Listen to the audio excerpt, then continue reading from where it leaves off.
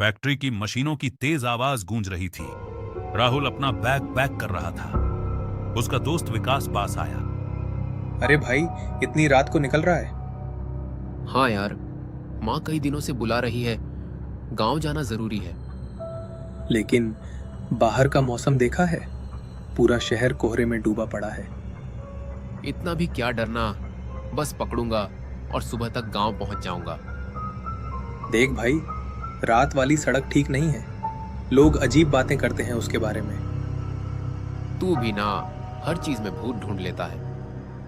Rahul bag उठाकर factory से निकल जाता है और वह चलते चलते एक बस स्टैंड पर पहुंच जाता है। ठंडी हवा चल रही थी। बस अड्डे पर बहुत कम लोग थे। बहुत देर तक इंतजार करने के बाद भी बस नहीं आती। फिर वह वहां से पैदल ही निकल जाता है। फिर वह चलते चलते एक चाय की दुकान पर पहुंच जाता है। एक बूढ़ा चाय वाला आग ताप रहा था। बेटा, कहाँ जाना है? शिवपुर गांव। चाय वाले का चेहरा अचानक गंभीर हो गया। आज की रात ठीक नहीं है। मतलब? बहुत घना कोहरा है और उस रास्ते पर रात में लोग कम ही जाते हैं। मुझे बस गांव पहुंचना है बाबा। अगर रास्ते में पायल की आवाज सुनाई दे तो पीछे मत देखना। राहुल हल्का सा हंसता है। फिल्में ज्यादा देखते हो बाबा? बस आ जाती है। बस लगभग खाली थी। अचानक बस झटके से रुक गई। ड्राइवर आगे पेड़ गिरा पड़ा है। बस आगे नहीं जाएगी। ड्राइवर, जिसका गांव पास में है, वो पैदल निकल जाए। राहुल ने बैग उठाया। सब लोग बस से उतर जाते हैं। अब सड़क पर सिर्फ राहुल था। चारों तरफ घना कोहरा, सिर्फ ठंडी हवा की आवाज। चलते चलते राहुल फोन निकालता है। नेटवर्क भी नहीं आ रहा।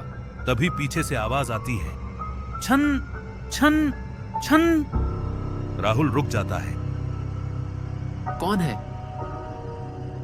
फिर चलने लगता है, लेकिन इस बार आवाज और पास सुनाई देती है, छन छन छन। राहुल जल्दी जल्दी चलने लगता है।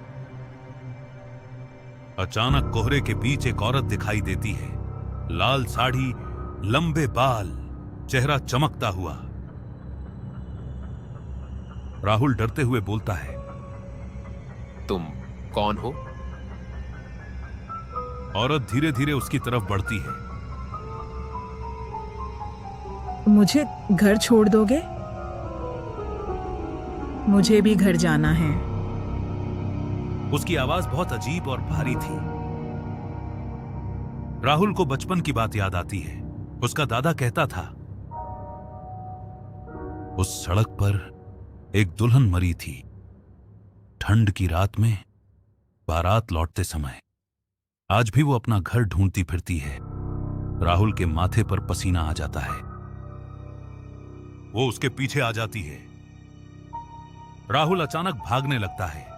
पीछे से वही आवाज औरत अब तेजी से उसके पीछे आ रही थी। रुको, मुझे अकेला मत छोड़ो। मुझे छोड़ दो। उसका पैर फिसलता है और वो सड़क पर गिर पड़ता है। धीरे धीरे पायल की आवाज पास आने लगती है, छन छन छन। राहुल कांपते हुए ऊपर उठता है। औरत उसके सामने खड़ी थी। उसके बाल हवा में हटते हैं। उसका चेहरा पूरी तरह जला हुआ था। आंखें सफेद, होंठ नीले। इतनी ठंड में कोई अकेले सफर नहीं करता। राहुल जोर से चीखता है। सुबह गांव वाले सड़क पर भीड़ लगाए खड़े थे। राहुल बेहोश पड़ा था। उसकी मां रोते हुए उसे उठाती है। राहुल, बेटा आंख खोल। ये उसी का निशान है।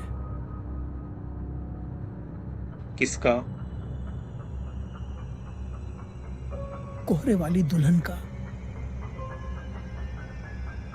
सबके चेहरे डर से सफेद पड़ जाते हैं। आज भी शिवपुर गांव में लोग कहते हैं अगर सर्द रात में उस सड़क पर पायल की आवाज सुनाई दे तो कभी पीछे मुड़कर मत देखना, क्योंकि शायद वो तुम्हारे पीछे खड़ी हो।